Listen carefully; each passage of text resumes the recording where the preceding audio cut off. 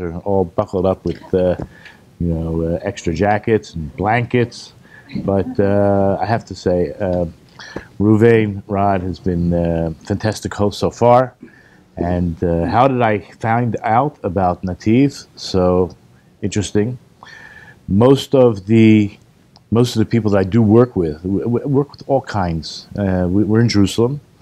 It's mainly Anglo-based, but we get a lot of visitors, people interested in Torah, Judaism. Some of them have a Jewish genealogy. They're Zera Yisrael, we'll say. They have Jewish seed. The locals, obviously, most of them are, grew up either secular or modern, and are desiring to live a Torah lifestyle in a more serious, committed way. But because we're in Jerusalem, and you know that Jerusalem is the center of the world, I mean, it really is. People are coming there, they're searching. Some have already well on their way. I don't want to go into all the fantastic stories. I think that people watching, everyone has an individual journey. It's a unique journey, and I also had mine. So it's really fantastic. You know, we're here for how many years? 70, 80, who knows, up to 120 perhaps, maybe from past life experiences, who knows? But there's a desire, and I think that's part of what we're going to talk about tonight, the desire to know more, to know the one true God of Israel. And I can only imagine before the internet, before the global village that we all live in, it was either impossible or extremely difficult. Today, it's with the push of a button. And this is how I found out about NETIV. Most of my videos and the videos that I watch on the YouTube channel, you'll get a little menu on the side. And I tell you the truth, I thought you were an Orthodox rabbi, honestly. And I was listening, and I couldn't figure out what's going on. No way, no how. But after many hours, I figured it out. And I think it's fantastic. And I just give you a blessing that this community should continue to grow. I do pray those that are on this journey eventually end up in Jerusalem, or Israel, let's say. In whatever capacity, whether it's a committed, we'll call it a ger toshav, which doesn't completely exist in halakhic status today, but we'll talk about it tonight as well. But in Yirtzeh Hashem, with the help of God, very soon, with the coming of the Jubilee, which should be by the next Shemitah year, which is just a few years away. B'ezrat Hashem. So I'm going to talk about two different subjects, and I think they're really integrated in a big way. The first idea is just to search for wisdom, and the second idea will be in Israel, searching for wisdom in Israel. So let's begin with the first topic.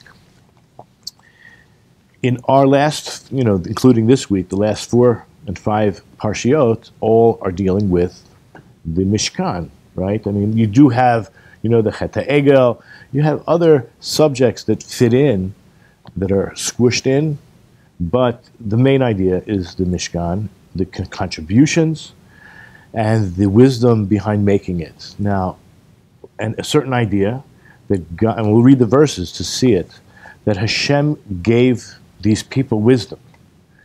But who did he give them to? Who did he give wisdom to? Those who had wisdom. That's very strange. We'll begin by, in the Haggadah, on Pesach, on the night of Pesach.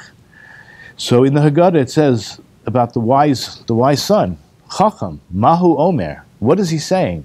Right? Each one of the 4 sons has a question, and his question is, Ma ha'edut v'hachukim ha'mishpatim asher tziva Hashem Elokeinu etchem.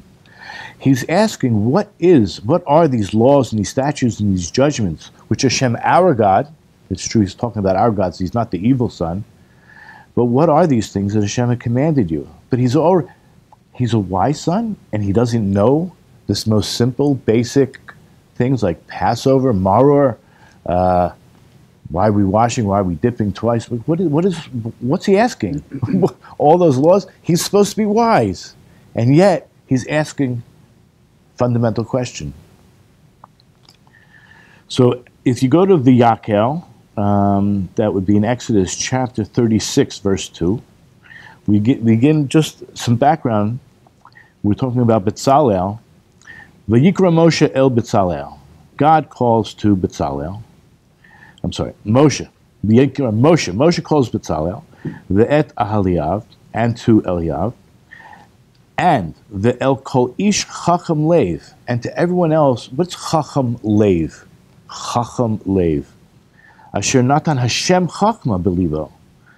We're talking about every wise-hearted man. Kol Ish Chacham Lev. Keep in mind that he's called an Ish. That Hashem, a wise-hearted person who Hashem is granting Chachma Belibo. Very strange. Kol Asher Naso Libo. And not only that, everyone whose heart is inspired. Now this person is not called an Ish. Just keep that in mind. Kol Asher Naso Libo. Whose heart is raised up or inspired. Likarva el hamalacha la'asot, to come close, to approach the work, to do it. So what we're discussing is someone who already is wise. That's who Hashem is giving wisdom to. It's very strange. Then in chapter 31, we're still in Exodus, chapter 31, verse 6. V'ani hine natatio ito et Ahaliav ben Achisamach l'matei Dan. So first of all, we're having two people. Just keep this in mind. We have someone from the tribe of Yehuda, that's Betzalel. And now we have Ahaliav, who's from the tribe of Dan. Just some background, the difference between Yehuda and Dan are vast. You guys follow, the history of the Jewish people. So God's going to grant wisdom not just to Yehuda, who's, holding the scepter, the lawgiver, but also Dan, who on the other hand could be, I would consider that tribe pretty lowly, let's say. And yet, Hashem's giving them wisdom as well. B'leiv kol chacham leiv netati chachma. God, again, he's saying, to those who already possess wisdom, I'm giving wisdom. And very, very strange, I have to say. So there's a Gemara in Brachot, Nun Hey, Amid Aleph, that discusses two different ideas. Who does Hashem give wisdom to? Everyone agrees Hashem gives wisdom to the wise. But what's going on here? So there's a verse in Daniel. Let me just give you some background also. You probably know this. What we call it the Tanakh, right? The Revelation is the 5 books of Moses. What is this? What is the rest? The Nevi'im Kesuvim.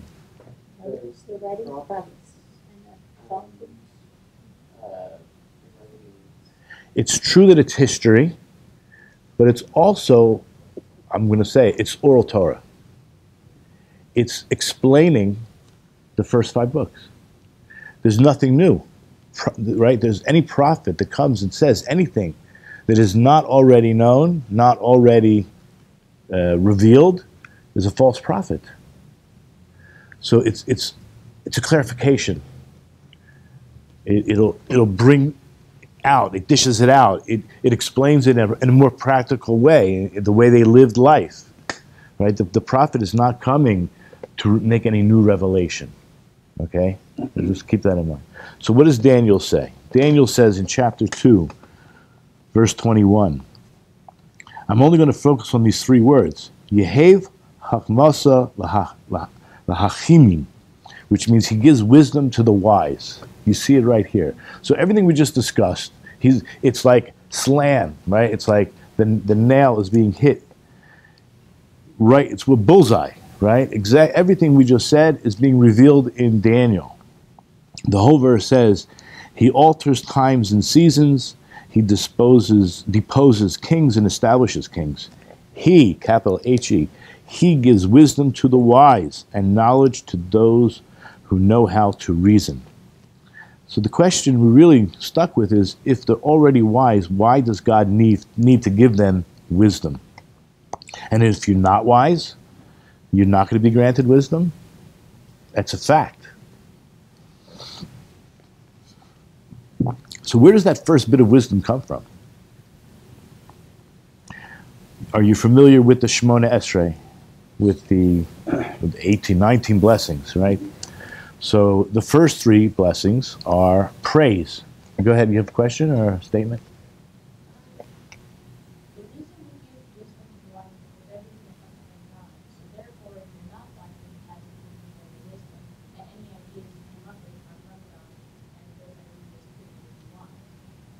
So on a certain point, Hashem, let's say, jump starts us. He gives us that little grace of some minimal amount of wisdom to start with. Okay, that's a good answer. I'm going to go a little bit off from that, but we'll stick with that for now. I forget what I was going to say before you put your hand up. Oh, I don't remember. It'll come to me though. Very important. Thank you very much. There you go. So the first blessing of the middle, meaning the actual requests that we make, is asking God to grant us wisdom. We're praising Him for granting us wisdom, and we're thanking Him, and at the same time we're asking for it. So I think that brings to a point that yes, there is already that grace, because that's part of the words of the blessing. Okay, that there is this grace, there's this free gift, and it's really up to us to use it. I want to kind of lead you to where I want to take you, and that is, what is wisdom? How can God, or why would God only grant wisdom to those who know how to use it or already are wise enough? So if I tell you, and I'll back this up, that the idea that I want to drill home is that, what is wisdom? Wisdom is the desire for wisdom. You want to know more. You feel there's unanswered questions. You're curious. You're bothered. You're driven. You're inspired. You want to know more. That's wisdom, and God will grant you the answers you're looking for. Okay? Now I want to put all the pieces in order now. So in Divrei Yamim, that's Chronicles, the second part of Chronicles, chapter 17, verse 6. It's talking about Yehoshaphat. His heart was elevated in the ways of Hashem. So in Hebrew, Vayigba libo b'darchei Hashem. What does that mean?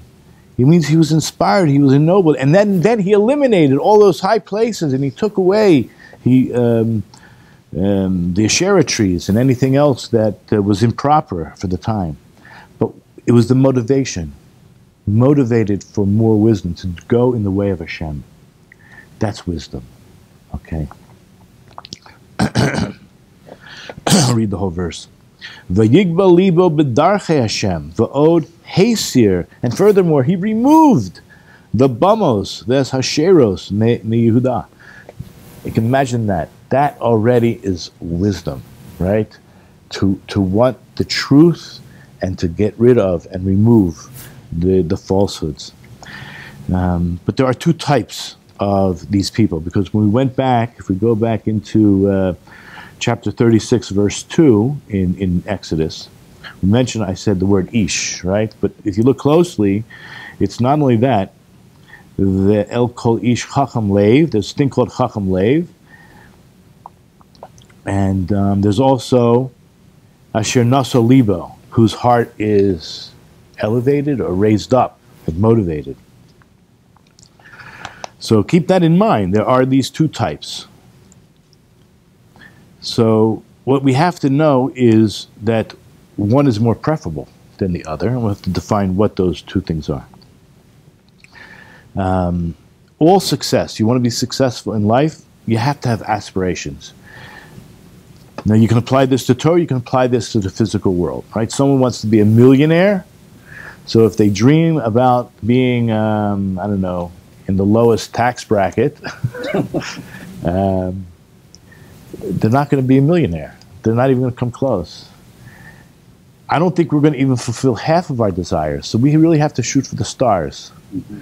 You have to shoot really high. You want to learn Torah? Who do you want to be? Rabbi Akiva? You know, or I don't know, the guy down the street that goes to Daf Yomi. Nothing against Daf Yomi. Who do you want to be? You know?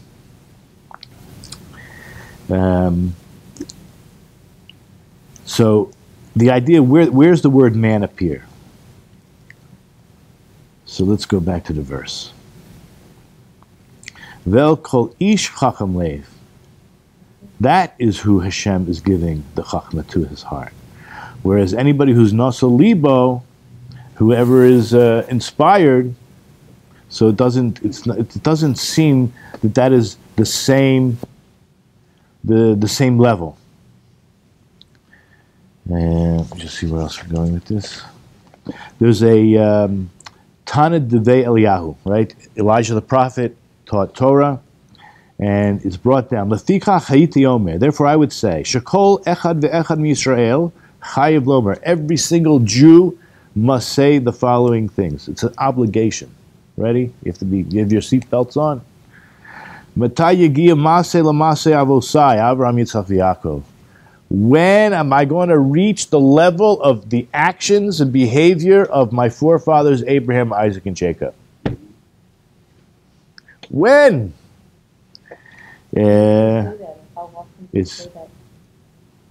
Hopefully it's in your heart. Hopefully it's in your consciousness. I don't know if you have to physically say it. I assume that you could say similar ideas. But we're going back to the idea of wanting to be inspired. Desire. Being motivated to move forward. So if the Devei was saying that, it sounds like we really have to be cognizant of that we can reach it. Like if it's so far out there, I'll never be a Rabbi Akiva. I'll never, ever. I'm just, whatever, my limitations are, and I'm stuck.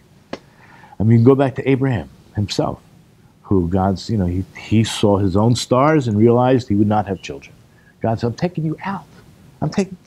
Forget the stars. You know what I mean? We're going beyond, up and above. Whatever song you want to sing with that. So there's in Pirkei Avot, Ben Zoma said, Ezu Chacham, who is wise? Halomed Mikol Adam. So what does it mean? I walk down the street and I can learn from just somebody? It's true. I think it's an attitude. You have something to share. You have something to give. You have something I don't have, whether it's an experience, a feeling, a piece of Torah, something you can share with me. But it's not just that. It's that I want to learn. I actually can learn. I can also learn what not to do, if the person's not successfal. Hey, what did you do to mess up, so I can avoid it's an attitude. And so Ben Zoma mentions this verse in Psalms, Tehillim Kuf Yud Tet, that's 119, verse 99. It says, from all my teachers I grew wise. So everybody is a teacher. Now, I'm going to digress a little bit. There's other ideas, and I want to try to go back to this theme, but something in Torah, as you probably have all realized now, in fact, in the very first Poston, the first page in Gemara Brachot, Tosfos mentions, they're asking the question, when do we read Shema at night? And there's like a side sweep, and it's talking about the Kohanim, and when they eat their truma. And all of a sudden, why didn't you just tell me the time? I asked you the time, and you tell me a whole story, and I have to investigate a whole side story, because that's Jewish learning. It's tangents. You're going to go off on tangents, and we love questions. We want questions, but we then have to come back and focus. So it was a good thing you guys helped me also. Another idea, we were talking about this in the car earlier today. You all know that, according to the Torah, you have an obligation, the Jews have an obligation to learn Torah, right? We all have an obligation to search for the truth. So, how do we know? The Rambam, right, in the Yad HaZakah, every one of the 613 mitzvahs has a verse. Otherwise, it might be a Torah principle, but not one of the 613 mitzvahs. So, and there's plenty of other commands that are not forever. So they're not listed either. There's a whole science to what is included in the 613.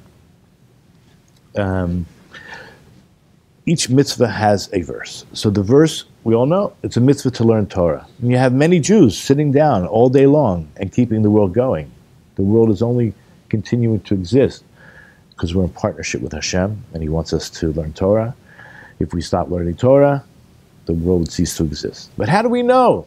So where does it say so? So when I walk around Yerushalayim and I interview people, and I just walk, where do we know? Most of the time they quote me a verse from Joshua, right? You should meditate on them day and night. It's true. Remember we said earlier, the prophets are going to clarify the Torah. But that's not, you cannot give me a verse from Joshua for any one of the 613 commandments. So the Rambam says from the verse we say every day in Shema, Vishinantam livanecha, and you shall teach your sons. That's interesting. I asked, where do we know you have to learn Torah? And you give me a verse, the Rambam gives me a verse from the fact you have to teach. So what does Jewish logic say? You can't teach if you don't. So it's preparatory. It's part and parcel of the mitzvah of teaching. So Rav Noach Weinberg, the Rosh Hashiva of Esho Torah, who passed away, blessed be his soul, taught, and I, Baruch Hashem, was able to learn with him for many years. He taught us, when you learn, you should learn in order to teach. Then you fulfill the mitzvah, mahadrin mina mahadrin, the correct way and the highest level. And I think also when you teach, when you learn in order to teach, you learn a lot better. You know, you even think, what are they going to ask me? What interests them? I really have to have it clear. How can I teach if I don't have it clear? And we all know, we all know, but there's a statement. They asked the rabbis, who do you learn the most from? Have you heard this question before? From my rabbis, from my colleagues, or my students? Students. And why is that? If I'm learning now, even if I never get to teach, I already have my students in mind as I'm learning for the first time anything. And of course I'm going to review and review and review. Samson Raphael Hirsch brings us down. Unfortunately, it's in English and it's a little long, but I think it's worth reading. Something that the Jewish people have to become aware of, and hopefully the whole world. We are called a Mamleket Kohanim, a kingdom of priests. We do have, well, we don't have today, but we had the concept anyway of one high priest, and then we have, of course, the priests. And in Israel, by the way, it's much more recognized because they do Birkat Kohanim, the priestly blessing every single day. The Levim wash their hands every day. We really look forward to the rebuilding of the temple and the full service. But what we fail to recognize is that we are all servants of God. That's why we're called Mamlechet Kohanim, a kingdom of priests. And in the future, the Jewish people will all be high priests. And as you probably also know, the prophecy in Zechariah, where the Gentiles will come and say, teach us. We know that God is with you. We want to join up. Teach us the way of God. By the way, the numerical equations here are that it says that there are 10 from the nations. Well, let's say like this, 10 of each language. That's really the actual verse. 10 of each language will hold on to the garment of the corner of the garment of the Jew. So there are 70 nations, 70 languages. So that's 10 times 70 is 700. And there are 4 corners. That's 2,800. So I'm telling whoever is listening out there, especially the Jews, you must learn in order to teach. And you're going to have a lot of students, okay? So get your act together, people. Our job is to serve, right? Even though it does say that God will place you, the Jewish people, supreme. What does that mean? We are holy. Holy literally means separate. It doesn't mean elitism of any sort, God forbid, but there's a job to do. And just like I'm not jealous of the Kohen, I'm a regular Yisrael as far as I know, I'm not jealous. They have their job and I have my job. Everyone in the world, there's how many? 8 billion people, plus minus, I'm not counting, but everyone has their own unique mission.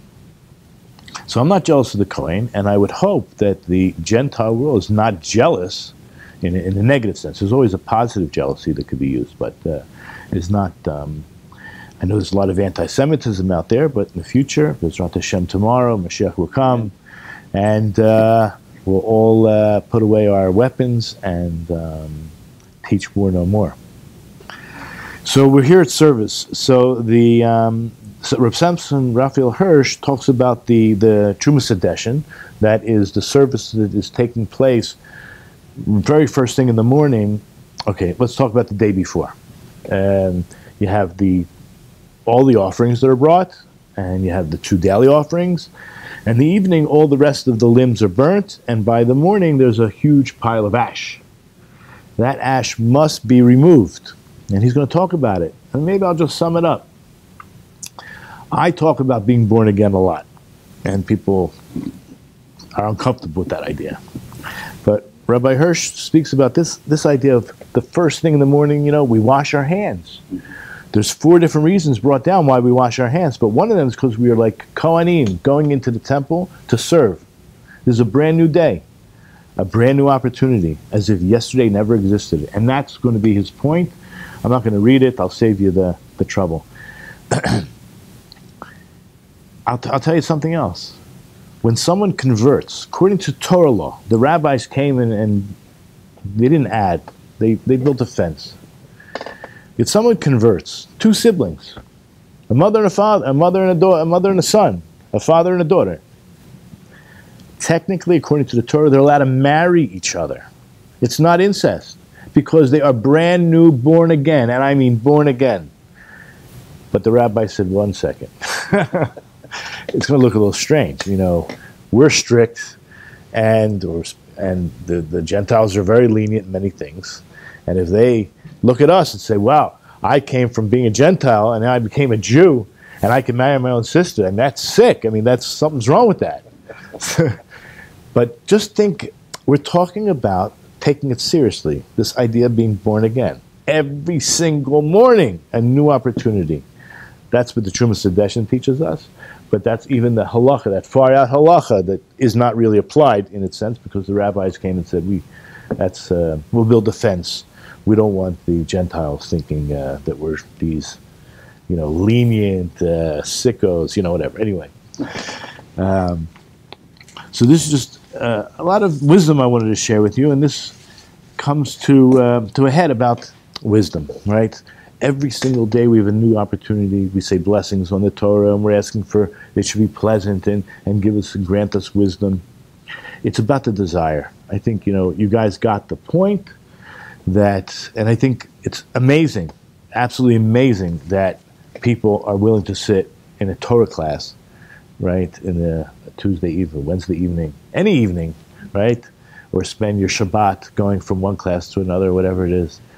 We're sitting at home and watching. There's YouTube. There's so much out there, and you should all share it with your friends, right? There's ways to do it. Whether it's through emails or sharing videos on Facebook. I know there's a lot more social media that I'm involved with. But I heard of something called I don't know, Instagram. I don't know, whatever these things are.